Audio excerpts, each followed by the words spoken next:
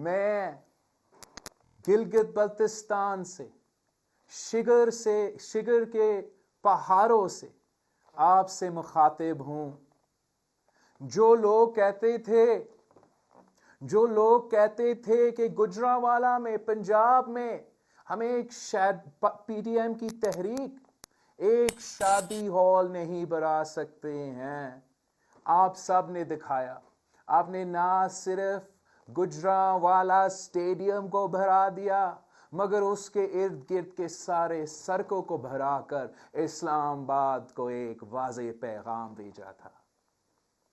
जो कहते थे कि कराची का जलसा नाकाम होगा, मज़ारे कायद के इर्द गिर्द जो अवाम के समंदर ने तारीखी जलसा करके अपना रेफरेंडम का फैसला सुना दिया, और आज क्वेटा में पाकिस्तान डेमोक्रेटिक मूवमेंट के इस जलसा को कामयाब करके आपने ना सिर्फ पूरा मुल्क मगर पूरा दुनिया को दिखा दिया है कि पाकिस्तान के अवाम एक तरफ है और सिलेक्टेड हुकूमत और उनके सहूलतकार दूसरी तरफ है।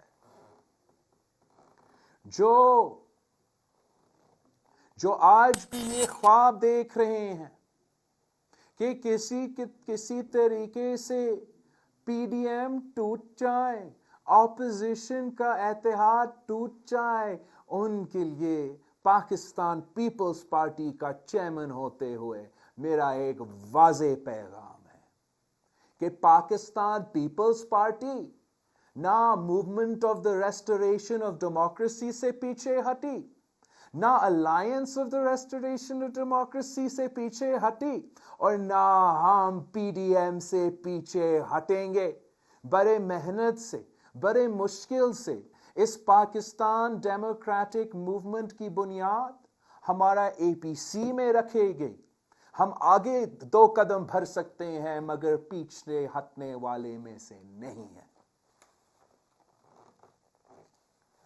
साथियों, मैं पूछता हूं कि आप इस मुल्क का सबसे बड़ा सूबा होने के बावजूद, इस मुल्क के सबसे ज्यादा, कि वह हमेशा गरीब ही रहेंगे? नहीं, बिल्कुल नहीं। बलोचिस्तान के अवाम गैरतमंद अवाम है। बलोचिस्तान के लोग अपने हुकूक लेने जानते हैं। बहादुर अवाम है, गैरतमंद अवाम है। अपने हुकूक हासिल करने के लिए इस सूबा के अवाम ने अपना खून दिया है, खून। बलोचिस्तान के अवाम का सर कट सकता है मगर किसी के सामने झुकेंगे नहीं। कहीं नहीं लिखा है कि बलोचिस्तान के अवाम में किस्मत में लिखा गया है कि वो हमेशा किसी सिलेक्टेड या सिलेक्टर का गुलाम ही रहेंगे। अवाम, चाहे वो क्वेटा का हो, कराची का हो, गुजरांवाला का हो, अवाम अब अपना आजादी चाहती है। अवाम अपनी जमहूरी आजादी चाहती है, अपनी जिंदगी इज्जत के साथ गुजारने की आजादी चाहती है। अवाम अपना जमीन और अपना वसाइल का मालिक होने का आजादी चाहते हैं। अवाम गुर्बत से आजादी चाहते हैं, बेरोजगारी से आजादी चाहते हैं, भूख से आजादी चाहते हैं, सोचने की आजादी चाहती है, बोलने की आजादी चाहती है, सांस लेने की आजादी चाहती है। ये किस किस्म की आजादी है जहां ना अवाम आजाद, ना सियासत आजाद, ना सहाफत आजाद, ना हमारा अदलिया आजाद। आपको आपका आजादी दिलवाने के लिए, आपको आपका हक दिलवाने के लिए आज इस मुल्क के सारे जमहूरी कुव्वतें, सारे जमहूरी जमातें ना सिर्फ एक स्टेज पे हैं मगर हम सब एक पेज पे हैं। और अब باقیوں کو عوام کا سٹیج پہ، عوام کا پیج پہ آنا پڑے گا، ورنہ ان سب کو گھر جانا پڑے گا۔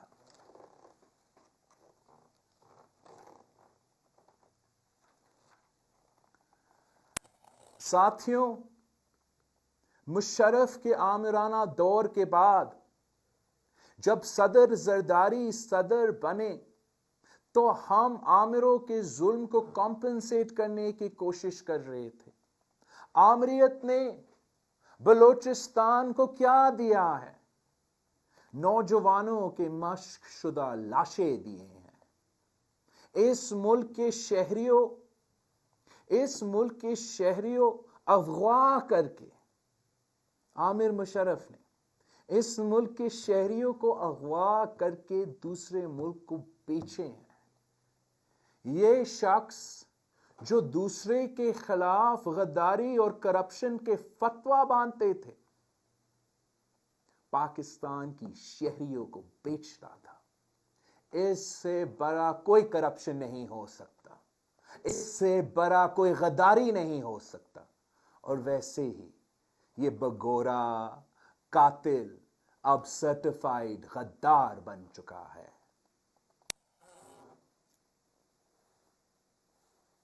جس شخص نے اپنا ہوائی جہازوں کو بیچ کر اکبر بگٹی کو شہید کیا تھا، جس نے شہید معترض گردوں کے سہولت کار بن کر شہید کر دیا، آج تک کوئی اس کا حساب نہیں لے سکا۔ صدر زرداری نے بلوچستان کے ساتھ اس کا نہ صرف ریاست کی طرف سے معافی مانگی، مگر وہ کام شروع کیا تھا جو بلوچستان کے محرومیوں کو دور کر سکتا تھا۔ 18ویں ترمیم کے صورت میں جمہوریت کو بحال کیا، صوبوں کو وہ حقوق دیے جو 70 سال سے ان کا حق تھا مگر ان کو نہیں دیا گیا۔ وہ صوبائی خود مختاری جو بلوچستان کے عوام کے مطالبہ تھا، جو بھٹو کا وعدہ تھا، ہم نے 18ویں ترمیم میں پورا کر دیا۔ اپنا وسائل کی مالکی، اپنا ریسورسز کا قانونی تحفظ، پاکستان پیپلز پارٹی اور جو سارے جمہوری قوتوں نے مل کے 2008 میں بلوچستان کے عوام کے لیے کروایا تھا۔ ہم نے تاریخ میں انصاف NFC ایوارڈ کر کے سارے صوبوں کو ان کا حق پہنچایا۔ آغاز حقوق بلوچستان ایک تاریخی قدم تھا جس کو صوبوں کے سارے مسائل کا حل کا شروعات تھا، مگر عمل نہیں ہو رہا۔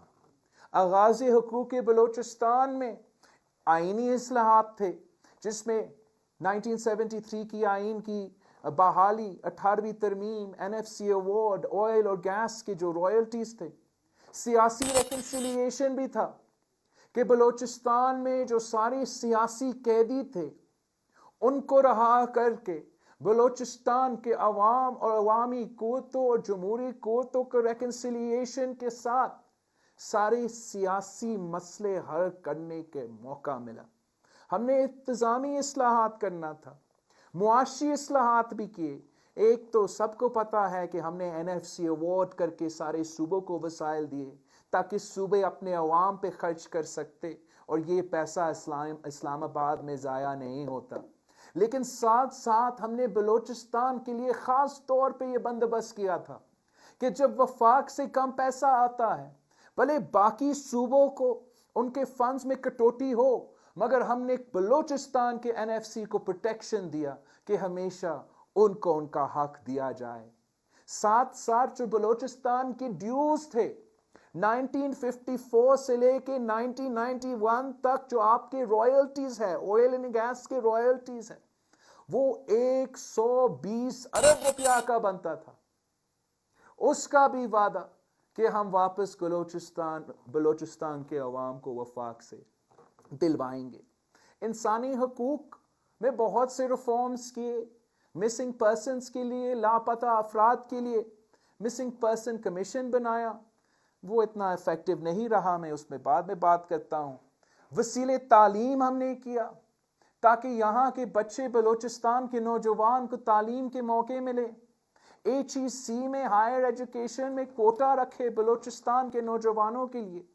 یہ سب کچھ صرف اور صرف ایک شروعات تھا، مگر ان سے یہ شروعات بھی برداشت نہیں ہوا، یہ آغاز بھی برداشت نہیں ہوا، اور آغاز حقوق بلوچستان کو ہم نے آج تک 100% امپلیمنٹ نہیں کیا۔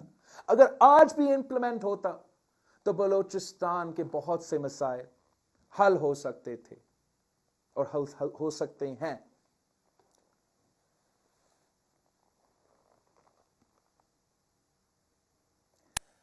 سی pack, China Pakistan economic corridor, سب سی پیک کا دھول بجاتے ان کو پسند آتا ہے، مگر یہ جو بہت مشکل سے نیگوشیشنز ہوئے تھے، 4 سال صدر زرداری نے سی پیک کی قیام کے لیے محنت کی۔ یہ منصوبہ ملک کے پسماندہ علاقوں کے لیے تھا، یہ گلگت بلتستان، فاٹا اور خاص طور پہ ہمارا بلوچستان کے لیے منصوبہ تھا، احساس محرومی کو دور کرنے کے لیے اور پورے ملک میں معاشی خوشحالی لے آنے کے لیے یہ ایک انقلابی منصوبہ ہے۔ لیکن جو آج سی پیک کہتے ہیں، اس کو گیم چینجر کہتے ہیں، آپ کو سمجھنا چاہیے، سوچنا چاہیے، سمجھنا چاہیے کہ بلوچستان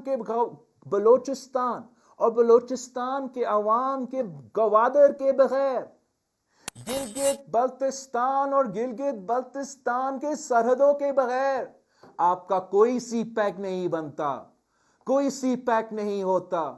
اس ملک کے لیے سی پیک کے طور پہ جو معاشی ترقی ہونی ہے، جو گیم چینجر ہونی ہے، وہ نہیں ہوتا۔